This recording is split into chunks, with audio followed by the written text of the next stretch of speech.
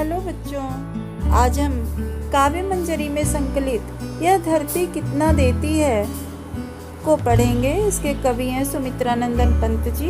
लेकिन पाठ को पढ़ने से पहले हम इसके कुछ मुश्किल शब्दों को देख लेते हैं, समझ लेते हैं। छुटपन मीन्स बचपन, कलदार मीन्स रुपया, धन या सिक्का जो बड़ी ढेर सारी मात्रा में हो, जो खन खन खनकता हो, ऐसा। बंजर, जिस धरती में कुछ पैदा ना होता हो। बंध्या, बंध्या का मतलब भी यही है कि जिस धरती में कुछ पैदा ना होता हो या कोई उपज ना होती हो। हताश मतलब निराश। बाट जोहना मतलब प्रतीक्षा करना।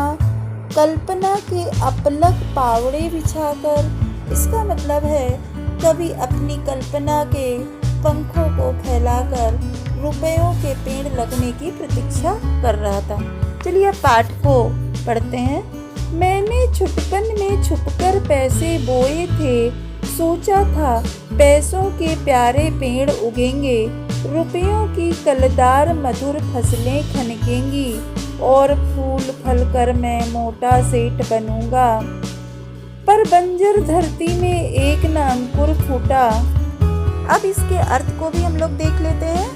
कवि ने यानी कि सुमित्रानंदन पंत जी ने बचपन में एक कल्पना की थी और उन्होंने मिट्टी के में पैसों को बो दिया था और ये सोचा कि पैसों के बड़े बड़े से पेड़ उगेंगे और रुपयों की फसलें लगने लगेंगी जिन पर ढेर सारे पैसे लगेंगे और जिससे मैं क्या हो जाऊंगा कि बहुत ही अमीर हो जाऊंगा और एक मोटा सेठ का तात्पर्य बहुत पैसे वाला।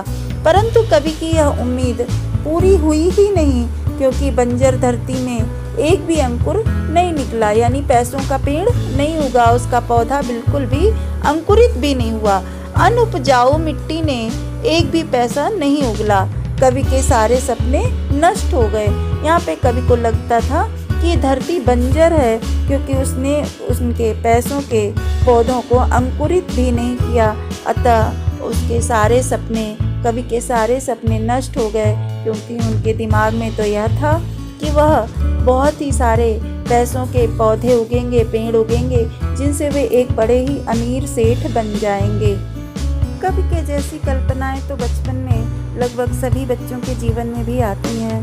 आगे की लाइनों को हम देखते हैं। बंध्या मिट्टी ने ना एक ही पैसा उगला, सपने जाने कहाँ मिटे सब धूल हो गए।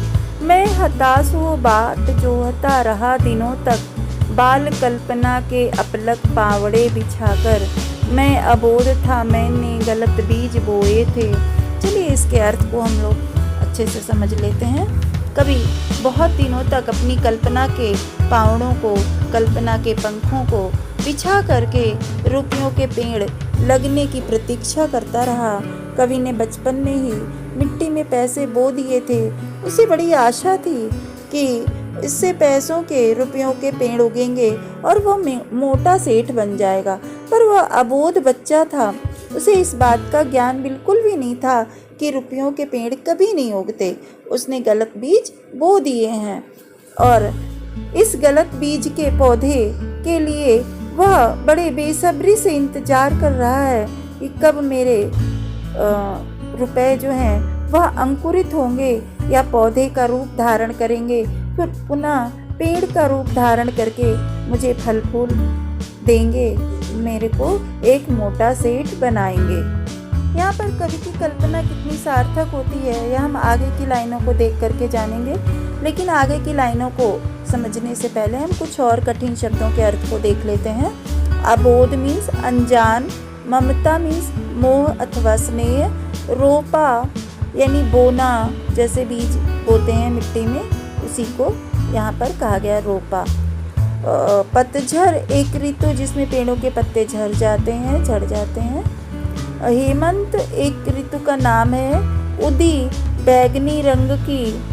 तृष्णा विशेष कामना या उत्कृष्ट इच्छा, बहुत ही विशेष इच्छा। मधु मतलब वसंत। अर्धशती यानी 50 साल, 50 वर्ष, हाफ सेंचुरी जिसे कहते हैं। शरदें शरद ऋतु। अब हम इसके आगे की कुछ लाइनों को पढ़ते हैं। ममता को रोपा था, तृष्णा को सींचा था, अर्धशती हहराती निकल गई।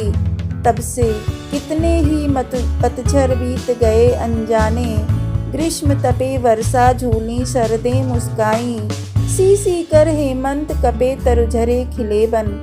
चलिए हम इनके अर्थ को देख लेते हैं कि यहाँ पर कवि ये अपने आप से स्वीकार कर लेते हैं कि उन्होंने लालच और ममता के कारण ऐसा किया था। इस घटना को 50 वर्ष बीत गए, यानी कवि जो हैं वह 50 वर्ष से ज़्यादा हो गए हैं। 50 वर्ष इस घटना के हुए ही बीत गए और ना जाने ही कितने बसंत, पतझड़, गर्मी, सर्दी आदि बहुत सारी ऋतुएं बारी बारी से आती रहीं और जाती रहीं। कवि के लिए उनके जीवन की यह घटना इतनी महत्वपूर्ण थी कि आधी शताब्दी बीत जाने के बाद भी यह उन्हें याद रही।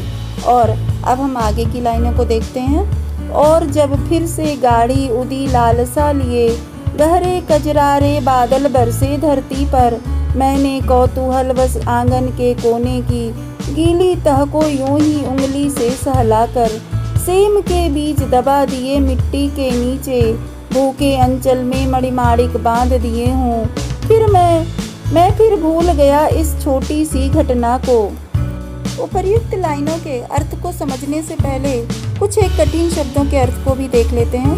कौतूहलवश, जिज्ञासा के साथ या उत्सुकता के साथ। मणि मतलब बहुमूल्य रत्न, माणिक मतलब भी बहुमूल्य रत्न होता है। हर्ष विमूढ़, प्रसन्नता से भर करके, नवागत यानी नया आया हुआ। अब हम उपर्युक्त लाइनों के अर्थ को देख लेते हैं। और जब फिर से गाढ़ी उदी लालसा लिए, यहाँ पर कवि कह रहे हैं कि एक दिन क्या हुआ कि बैंगनी रंग के बहुत ही काले कजरारे बादल जो थे वह एक अपनी लालसा को लिए हुए ऐसे काले बादल जो है वो धरती पर बरस पड़े। और कवि ने उत्सुकता और जिज्ञासा के साथ अपने घर के आंगन में मिट्टी की गीली तह को अपनी उंगली से ही सहलाकर उसमें सेम के कुछ बीजों को दबा दिया। उन्हें ऐसा लगा जैसे उन्होंने भूमि के अंचल में, भूमि के आंचल में मणि और माणिक यानी बहुमूल्य रत्नों को बो दिए हों। कवि फिर इस छोटी सी घटना को बिल्कुल ही भूल गए, क्योंकि इसमें कुछ ऐसी बात भी नहीं थी जिसे याद रखना बहुत ही जरूरी था। अब इसके आगे की बात को हम दूसरे वीडियो में देखेंगे। ये इस पार्ट का पहला वीडियो है, तो आगे के लिए आप दूसरा वीडियो जरूर